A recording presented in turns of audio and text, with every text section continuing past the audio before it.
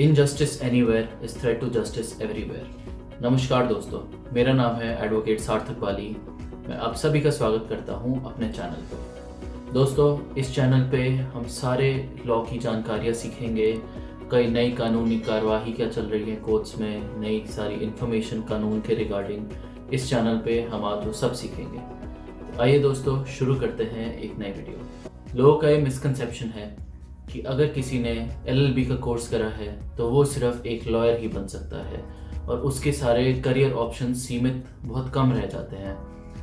दोस्तों, आज की इस वीडियो में हम डिस्कस करेंगे कि अगर आपने LLB परस्यू करने चाहते हैं या फिर अगर आपने LLB परस्यू करी है तो आपके पास क्या क्या करियर ऑप्शंस अवेलेबल होते हैं। इसमें हम जानेंगे what all career options are available to you, What all can you do after proceeding with your LLB, आप कैसे आगे प्रोसीड कर सकते हैं। तो चलिए दोस्तों, शुरू करते हैं इस वीडियो को। करियर ऑप्शन जानने से पहले सबसे पहला और सबसे महत्वपूर्ण सवाल जो आप एज लॉ एस्पायरेंट्स अपने आप से करेंगे वो है कि क्या मैं वकालत करना चाहता हूँ, क्या मैं उस पाथ पे जाने के लिए रेडी हूँ। जर्नी वकालत की आसान नहीं रहने वाली है, अप्स एंड डाउन्स आते हैं, बट अगर आप मेहनती हैं, डेडिकेटेड हैं अपने करियर को लेकर तो आप आसमान की कोई भी ऊंचाइयों को पहुंच सकते हैं। सबसे पहले आपको ये अपना मन बनाना पड़ेगा कि ये पाथ आसान नहीं है बट नामुमकिन नहीं है। दोस्तों, हर किसी प्रोफेशन की तरह वकालत भी एक टाइम मांगने वाला वो है, डेडिकेशन आपको चाहिए इसके अंदर।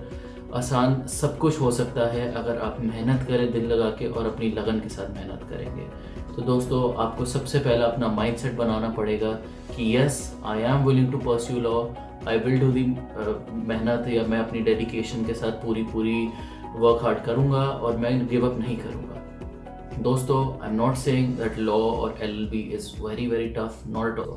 आपको बस अपने में कंसिस्टेंसी, परसिवरेंस और आपको दिल लगा के बस मेहनत करती रहनी पड़ेगी। आज की कंपेटिटिव दुनिया में कुछ भी काम आसान नहीं है।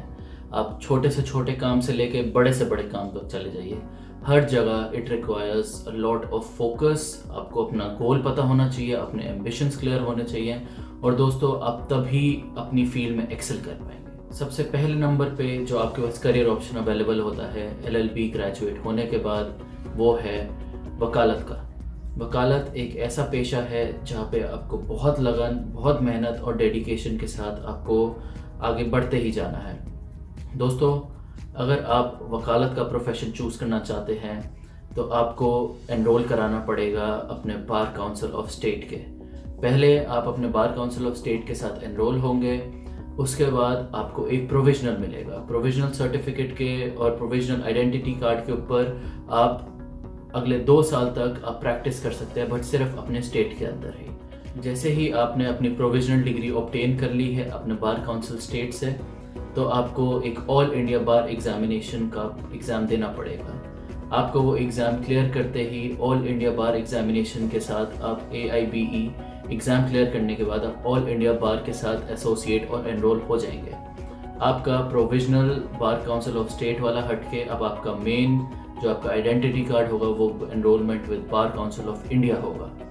दोस्तों, this gives you the right to practise anywhere across whole of India. Pan India में अब आप प्रैक्टिस कर सकते हैं बिना किसी रोक टोक और झिझक के। अगर आप वकालत फील्ड में कंटिन्यू करना चाहते हैं और अगर आप फर्स्ट जनरेशन लॉयर हैं, अपने घर में सबसे पहले वकील हैं, ये कोई फैमिली बैकग्राउंड नहीं है वकालत का, बट पेरेंट्स के अगर किसी आपके जानकार, चाचा, मामा, ताया, किसी के कॉन्टैक्ट्स अच्छे हैं, आप इस फील्ड में बहुत आगे जा सकते हैं।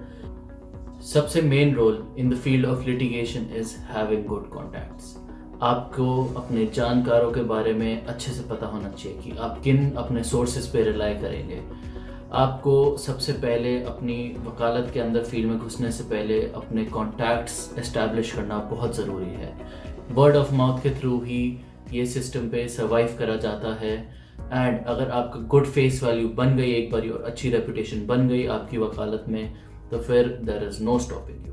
दूसरा करियर ऑप्शन जो हम लॉ ग्रेजुएट्स के पास होता है, that is becoming a corporate lawyer. Corporate lawyer एक ऐसी फील्ड है जहाँ पे आप big companies, tier 1 tier 2 big corporate companies, corporate big bulls, finance companies, उनके लीगल डिपार्टमेंट के अंदर you get yourself associated and you work as a lawyer. If you wish to be a corporate lawyer, it is very much recommended that you start interning with big finance companies, with big corporate companies in the initial years of your LLB. अगर आप first second third year से ही अगर आप अपनी start कर देंगे big companies के साथ इंटर्नशिप करना, तो वो आपके रेज्यूमे में बहुत हेल्प करेगी और आपके लिए बहुत बेनिफिशियल रहेगा लॉन्ग रन के अंदर। Because once you apply in those companies, आपके काफ़ी सारे रेफरेंसेस, काफ़ी सारे सोर्सेज निकल सकते हैं और आपको बहुत ज़्यादा बेनिफिशियल रहेगा ये लॉन्ग रन में। कंपनीज विल नो कि yes this person has interned in this company and he knows कि कैसे इसके अंदर वेयर अबाउट्स होते हैं, कैसे इसके अंदर डील करना होता है इन सिचुएशंस के साथ, तो आप सबके पास एक अपर हैंड होगा। So it is very much recommended कि आप अपने इनिशियल ईयर से ही अपना गोल माइंड में सेट करके चलें। आप अपने दिमाग में बनाइए कि आपको क्या परस्यू करना है। अगर आपको कॉर्पोरेट में जाना है तो आपको कॉर्पोरेट लेवल की मेहनत करनी पड़ेगी, अगर आपको लिटिगेशन में रहना है तो आपको उस लेवल की मेहनत करनी पड़ेगी। जैसा कि हमने अभी डिस्कस करा, लॉ फील्ड के अंदर सबसे महत्वपूर्ण हिस्सा होता है अपने कॉन्टैक्ट्स बनाना, और वो आप कैसे इस्टेब्लिश करेंगे? सोशलाइज करने से।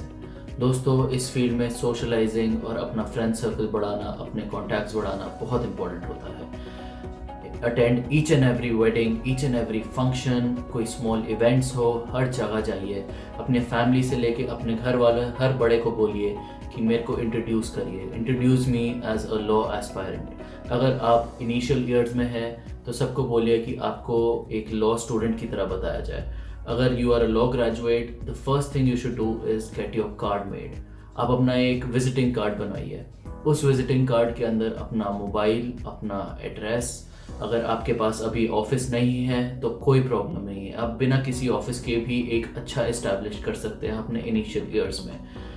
घबराने की कोई ज़रूरत नहीं है इसमें दोस्तों, आपके साथ सब कुछ आराम से होगा अगर आप स्टेप बाय स्टेप छोटे छोटे कदम चलते हुए आगे बढ़ेंगे। If you want to take big steps, आप काफ़ी चीज़ें मिस आउट कर जाएंगे। इनिशियल ईयर्स में दोस्तों, अगर आपको लिटिगेशन में रहना है, it is very much recommended कि आप लोअर कोर्ट से स्टार्ट करें।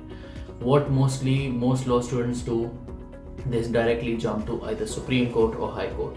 I understand it's a good option, आप वहाँ पे भी बहुत एक्सेल कर सकते हैं, but it is not a viable option. क्यों दोस्तों? अगर आपके फाउंडेशन, अगर आपकी नींव, अगर आपके बेसिक्स क्लियर नहीं होंगे दोस्तों, तो until and unless that is not clear, आप आगे इतना ज़्यादा एक्सेल नहीं कर पाएंगे। आपको एक लॉ की फील्ड में अपना बेस, अपना फाउंडेशन बहुत ज़रूरी है। It plays a very vital role my friend. In the initial years my friends, never run behind a big name. आप भले ही अगर किसी सीनियर एडवोकेट के साथ लग जाएं या बिग टीयर 1 लॉ फर्म में भी लग जाएं, तो आपको वहाँ पे उतनी लर्निंग और उतनी ज़्यादा अपॉर्चुनिटीज़ नहीं प्रोवाइड की जाएंगी जितनी आपको एक किसी नॉर्मल एडवोकेट जिसके पास डिसेंट सिटिंग है, जिनका चेंबर प्रैक्टिस है, अगर आप उनके पास जाएंगे तो आपको बहुत कुछ सीखने को मिलेगा। आपको वहाँ पे प्रोफेशनल एथिक्स से लेके how to present yourself in the court, address कैसे करा जाए जज को, आपके वहाँ पे आर्ग्यूमेंट्स कैसे करी जाती हैं, you will get to learn a lot, but it's all up to you. In the initial years दोस्तों, एक आदत बांध लीजिए डायरी लिखने की। डायरी बनाइए और उसके अंदर सब चीज़ें नोट डाउन करते जाइए। What all did you learn today? Come home, read it once. आप लर्न मत करिए, बट आप उसको पढ़िए, उसको अपना दिमाग में डालिए कि कल को if I am as an advocate stuck in that situation, तो मैं क्या करूँगा उस हालात में। दोस्तों, सेकंड करियर ऑप्शन जो आप लोगों के पास एज लॉ ग्रेजुएट्स अवेलेबल है, that is judiciary. Most of the people who aspire to do law aspire to do judiciary. दोस्तों, जुडिशरी एक ऐसी फील्ड है जहाँ पे आपका लीगल एप्टीट्यूड से लेके आपकी अपनी पर्सनालिटी बहुत मैटर करती है। Recent notification pass by the bar council of India, it has been made compulsory कि आप लोगों के पास minimum of 3 years of practice experience हो before you end up going in judiciary. आपका जुडिशियल एग्ज़ाम देने से पहले आपके पास 3 साल का स्टैंडिंग बार के अंदर एक्सपीरियंस होना चाहिए। दोस्तों, this notification was passed, but prior to this notification आपको कोई भी एक्सपीरियंस की ज़रूरत नहीं होती थी।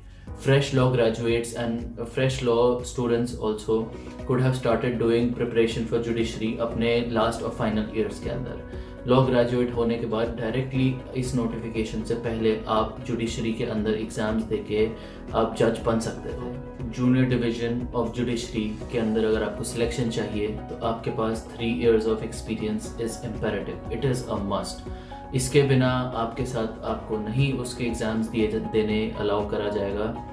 ये एक नोटिफिकेशन पास हुई थी Andhra Pradesh state judicial services के through.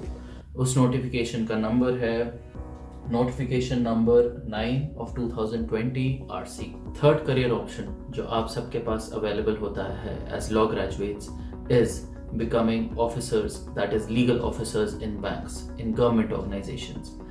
IBPS that is institute of banking personnel selection एक एग्ज़ाम कंडक्ट करती है जिसको पास करने के बाद आप IBPS के थ्रू आप रिक्रूट करे जाते हैं एंड पब्लिक बैंक्स के अंदर आप लीगल ऑफिसर्स बन सकते हैं।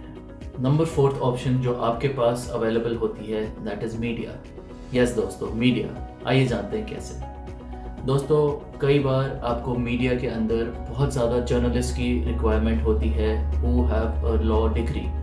दे वांट एसोसिएट्स और दे वांट लीगल प्रोफेशनल्स जो जर्नलिज्म के अंदर फील्ड के अंदर परस्यू करना चाहते हैं, जिनके पास लीगल नॉलेज होती है। दोस्तों, in recent times you have seen कि कितनी अच्छी और कितनी बड़ी लैंडमार्क जजमेंट्स पास हुई थी सुप्रीम कोर्ट से। Sometimes it is tough for a regular media journalist to interpret those judgments according to their own capabilities।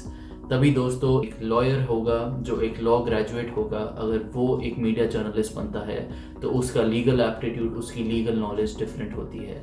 उसको सारी जजमेंट समझ आएगी और वो ऑडियंस तक अपनी अच्छे से पहुंचा पाएगा कि क्या जजमेंट ने पास करा था और जजमेंट के अंदर क्या डिसीजन रहा है बेंच का।